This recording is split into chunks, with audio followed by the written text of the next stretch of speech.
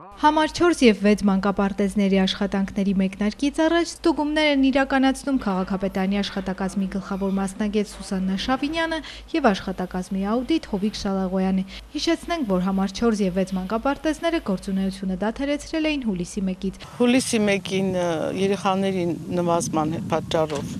ժամանակավորապես փակեցինք մանկապարտեզը, բայց հիմա աշխատող ծնողներ ունենք, որոնք դիմել են ու նպատակահարմար գտանք, որ օգոստոսի 1-ին մեկ խառախմբով աշխատենք, երեխաների ցուցակ աշխատող ծնողների երեխաների ցուցակը ունի, 31 ծնող դիմել են, մեկ խառախմբով կաշխատենք օգոստոսի 1-ից, սեպտեմբերի 1-ից նոր մեր հունով 5 խմբով մանկապարտեզա կաշխատենք լրիվ ծանրաբեռնվածությամբ։ Քանի որ մի քանի օրից մանկապարտեզները կսկսեն գործել, մասնագետները տեղում ստուգեցին պահպանված սննդի ժամկետները, գործունեության մեկնարկից առաջ մանկապարտեզները նոր ու թարմ սննդամթերք կստանան։ Ամսի 1-ի համար կբերեն նոր մթերք,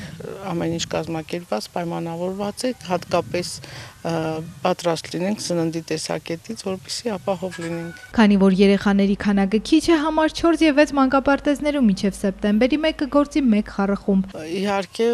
ոչ մի մտավախություն, ոչ մի կասկած թող չլինի, որ սեպտեմբերի 1-ին բոլոր մանկապարտեզները լրիվ ծանրաբեռնվածությամբ կաշխատեն։ Քաղաքապետարանի աշխատակազմի գլխավոր մասնագետ Սուսաննա Շավինյանը նշում է, որ 2 մանկապարտեզներն էլ լիարժեք պատրաստ են ընդունել ուսաներին։ Մերի Կոլոլյան, Արման Տիտանյան, լուրեր։